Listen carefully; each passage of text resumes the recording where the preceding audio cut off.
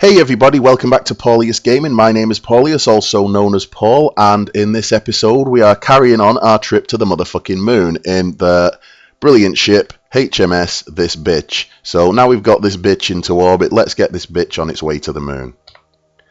Now, as I explained in the last one, how orbits work, we're going to use a similar thing to get to the motherfucking moon. Now, common sense says that the way you should get to the moon is point your nose at it, throttle up, and fly to it. That is an extremely bad idea for two reasons. The first reason is that if you try and travel to the moon in a straight line, you're going to be fighting against Kerbin's gravity all the way there. You're not going to have anywhere near enough fuel, and you're going to start falling back before you get even a third of the way there. And that's if you've got a massive ship with lots of engines. Second of all, the moon is a moving target.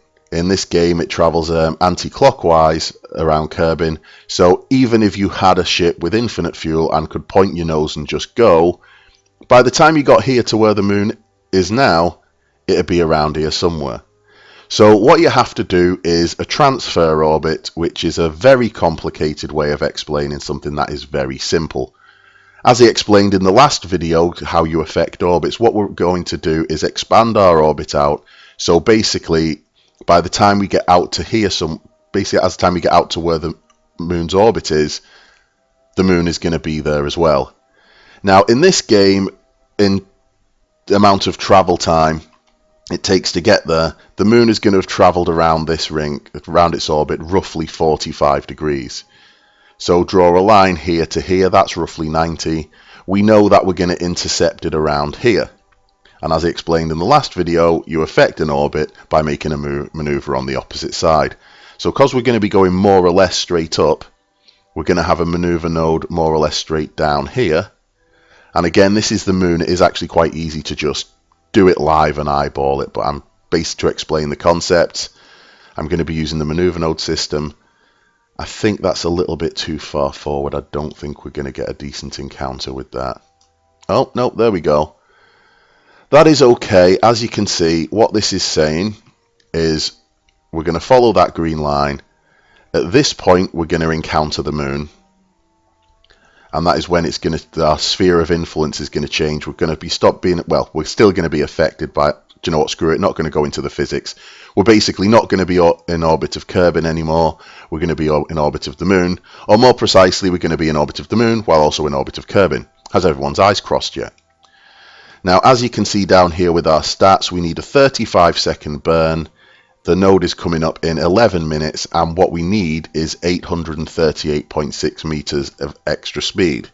So if I switch back to this view, we've still got the better part of a third of tank of fuel. We're going to be able to do it with this main stage. And like with the first video, if we hadn't had the outer tanks channeling fuel to this would be completely out of fuel now. And we would be able to get there with the lander's engine, but that would leave us a little bit tight on fuel. I like to take ships that are a little bit overpowered. And good old Jebediah at the bottom is having an amazing time. Hopefully we're not going to kill him. So now let's see what we're going to do. Let's turn off our SAS. And what we're going to do is move our big lumbering rocket that doesn't have any RCS on it, and see if we can find our little blue indicator, which is the direction we need to travel. Now I think at this point I'm going to be able to explain this a little bit better, something I tried to explain in the last video. And that is, my brain has just gone completely blank, as it always does every time I try to explain something. Maneuver nodes, that's what I'm talking about, the way the maneuver nodes work. As I said in the last video, they work on instant velocity changes. So as you can see, this is where we are now. This is where this bitch is. This is where our maneuver is going to start. Now, as far as this is concerned, this is set up so as soon as we hit this point, we instantly accelerate by 838 meters per second, which you don't need to be a physicist to know is not possible.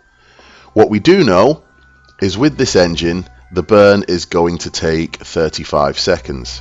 So we're going to spread that, so it's going to basically be, let me just make the math simple. If you have a 1 minute burn, you want to start the burn 30 seconds before So you're exactly halfway through the burn when you hit the node. Spreads it out across it, it makes it a hell of a lot more accurate. This is a 35-second burn, so that's 17.5 seconds. As I'm getting sick of saying now, this is the moon, it's a huge target, it's very close. We don't exactly have to be that accurate, but as always, good practice, you want to get as close to that as possible. So now what we're going to do is we're going to warp time until we get to about 17 seconds before, well, I'm going to go for 20 so we've got enough time to set up. And one of the things with time acceleration is be very careful with it. It can get away from you very easily. And the number of times I have crashed into planets or completely burned straight past them or not enough. Not because of anything I did wrong control-wise, but just because I time accelerated and didn't pay very much attention. So there you go. Now we are starting the burn. And we should see our orbit, our actual orbit, match the maneuver. And it's going very slow, and this is what I mean about time acceleration. It's going to start out slow, but as we get further from the planet, it is going to speed up and up and up and up. So when you're doing a maneuver, oh, I'm actually going to cut the engine there for a second because the maneuver node is moving away from me. And it is really difficult to concentrate on this and talk at the same time. Now, as you can see, because I've had to stop that burn halfway through to readjust, which I probably wouldn't have to do if I wasn't recording this for a video, we're actually a little bit off. In fact, we're pretty much bob on there, but that just goes to prove what I said before. When you're talking about the moon, you don't have to be ridiculously accurate because big target is very close. Now, later on, Minmus is more difficult to get to because it's at a slightly canted orbit. But again, to be honest, it's easier to land on Minmus than the moon. Getting there is the controls are a little bit more weird, but the gravity is so low, landing there is really forgiving. Now, when you get to the point where you're going to say Moho or out here to Joule or Elu, if you miss your burn by a couple of seconds, you're going to miss your target by hundreds of thousands of kilometers. But we're not going there today, we're going to the moon. So now what I'm going to do is, because we have already done it and having too many lines on the screen confuses my weak and feeble mind, I'm going to kill the maneuver node and we're going to time accelerate. In fact, while we're time accelerating, and we got a long way to go, let's just enjoy watching Kerbin vanish into the distance. Or we would if we weren't on the night side, so most people are looking at a completely black screen, especially if you're not watching this in HD. Which it is in HD, please. Go down here, bottom right, put it up to 1080p, or it may be 720p. I can't quite remember how I've got this set up to record. I usually record Xbox. This is the first time I've, well, it's not the first time. I did have a whole other channel which had a lot of Minecraft videos.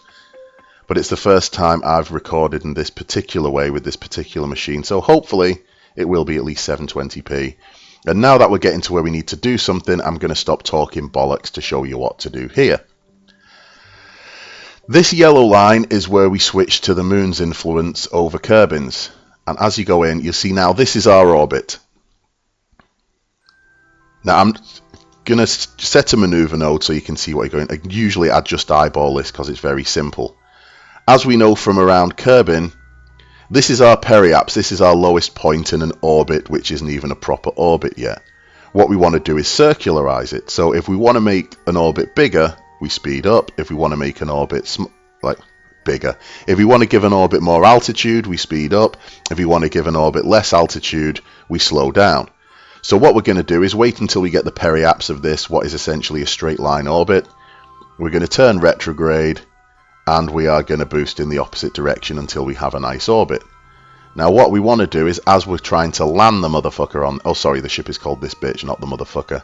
The motherfucker is the one that I'm trying to get to Joule at the minute on my other save. I may record that at some point, but probably not because it's not going well. Many Kerbins have died to not bring us any information about how to get to Joule. What I'm going to do is try and bring this down nice and low because we are going to try and land. I'm going to put the ship into a parking orbit first. That's a good idea because then it gives you a chance to decide exactly where you want to land. But that's a periapse of 58.976 meters, so that looks good. And that's coming up in 42 in-game minutes, so, and we got a 15-second burn. Let's see what we're doing.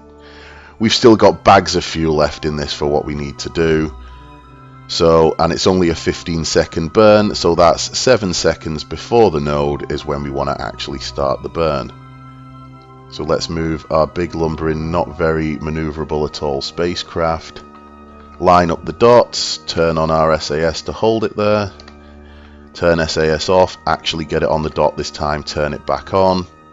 And we're going to time accelerate, but not by too much. Well, I'm going to time accelerate and then drop it down when we get within 10 minutes because it is so easy for this to run away with you. Especially when you're talking about orbits that are eccentric like this, because your spacecraft will speed up like fuck on the shorter side of the orbit. And yes, that is a technical term. If you read Stephen Hawking's Brief History of Time, he does mention when talking about orbits that they do speed up like fuck when you get lower. That, of course, is a complete lie, but lies are fun. Okay, let's see. And as you can see, exactly what I said. I got impatient, sped up. I am now a full minute past my burn time. Luckily, it's the moon, it's close in. That won't have fucked us up too much. We're just going to have to burn a little bit harder and a little bit longer for this to work. Now in a circular orbit. Cancel it. Let's drop this down, do it by eye. The beauty of the moon, ladies and gentlemen, or at least when you're in this close to something that has quite low gravity, is I missed the orbit by a full minute, and as you can see, the plane is slightly off, that's about it. Now I keep talking about eyeballing this shit, so I'm going to show you exactly what I mean. Go away, maneuver node. We've learned all about orbits. We want to lower this side, so we want to go to the periapse and drop it on this side. So what I'm going to do is I'm going to time warp again. At this point we're in an orbit, it doesn't matter. If you miss it, you can just go round again. But we're not going to do that because I'm a professional spacist. I said spacist, not racist, by the way. Okay, let's see. We're more or less on the periapse there, as I said, eyeballing it. Now if we look down at the nav ball, turn off our stability assist system, whatever the hell SAS stands for. As Ross Kemp said, it may stand for Super Army Soldiers. And unless you watched extras, you've got no idea what I'm talking about now. So let's put this right on our retrograde vector, which means retrograde vector, which is the scientific way to say, let's turn the ship around and point in the other way. Okay, there we go. And now if we give it a bit of a boost, our orbit is going to drop pretty quickly, and it suddenly stopped because we are now out of fuel. So what we're going to do is I'm going to throttle right down, so when the next stage kicks in it doesn't fuck us over. I'm going to drop that stage. We're slowing down, so that's just, it doesn't matter, we're not going to crash into that. Good idea, good hint, when you get into more complicated ships, don't eject a stage and have it right in front of where you need to actually go. It causes bad things to happen. So let's zoom in a little bit now. We're still aiming pretty much on our retrograde vector. And I've throttled up, and I've forgot to actually engage the fecking stage to turn the engine on. So boom. That's going to drop us down pretty quick. And again, this doesn't have to be a perfectly circular orbit because we're going to use it to land anyway. That's good enough. One more hint. Now that you've switched down to a smaller craft, or well, you've not switched to a smaller craft, your craft is now a hell of a lot smaller, a hell of a lot more maneuverable. It has a tendency to flip the fuck out and turn a hell of a lot quicker than the other one. Up in orbit, this isn't a big deal. When you're landing on a planet, it is a big deal. So at this point, tap the little caps lock key. You know, the key that in internet arguments automatically unleashes the awesome. And what this will do is turn on fine controls. Now, basically what that means is now your controls aren't as sensitive. It gives you much more control. And now we're in a wildly eccentric, but a nice parking orbit above the lunar surface.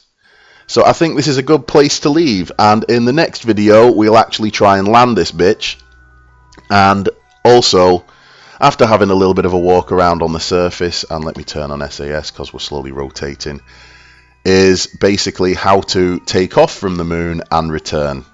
Because you may think you already know how to do it, and you probably can do it the way you're thinking, which is aim at the opposite side of the planet, speed up. Far more efficient way to go, which I'll go into next time. Anyway, thanks for watching, guys. As always, if you've liked the video, please give it a thumbs up and subscribe. If you'd like to see more Kerbal Space Program, please let me know in the comments. And if you didn't like the video, please kindly go screw yourself. Thanks for watching, and goodbye.